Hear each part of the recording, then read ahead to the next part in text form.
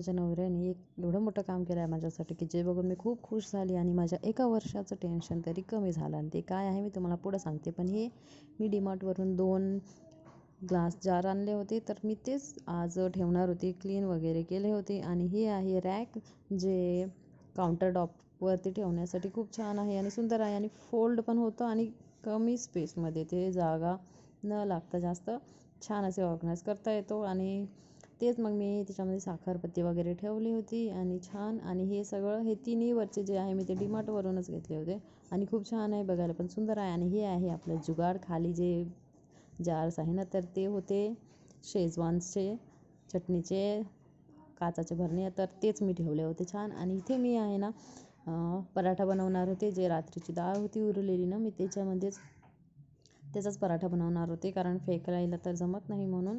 आणि मग ते सगळं नाश्ता वगैरे केला आणि त्याच्यानंतर मुलाला सोडून आले स्कूलमध्ये. आणि त्याच्यानंतर हे होता माझ्या घराचा जे सकाळी सकाळी असं वाटतं की तुफान आलं आहे.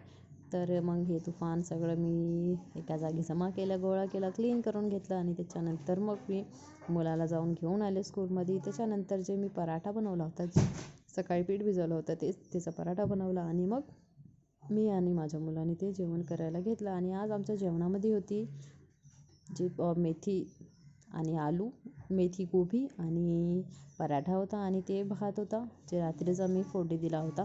आणि हे मला वाटतं हे जुगाड तर सगळेच करतात असे जुगाड. आणि जे मेन गोष्ट आहे ते सांगणार होती की माझ्या नवऱ्याने हेच आहे मोठं काम करून ठेवलं माझ्यासाठी. आणि हे फ्रोझन मटर जे माझ्या नवऱ्याने शिलून त्याला मस्त छान असं गरम पाण्यातून काढून घेतलं होतं. आणि ते मग मी फ्रीझरमध्ये ठेवलं, जेणेकरून मग 1 वर्ष तरी बघायला टेन्शन नाही राहत. आणि मला वाटतं की सगळ्यांनीच असं नवऱ्यांनी बायकांची मदत केली पाहिजे, जेणेकरून तिलाही थोडा हातभार होतो आणि ती पण खुश राहते. आणि मग मी माझ्या मुलाला घेऊन येताना ना थोडंसं प्रिंटसुद्धा काढून आणले होते, जे मी उद्या परवाच्या व्हिडिओमध्ये मी तुम्हाला दाखवणारच आहे मी काय करणार आहे. तर मी त्याच्यासाठी मी ते प्रिंट्स आणले होते.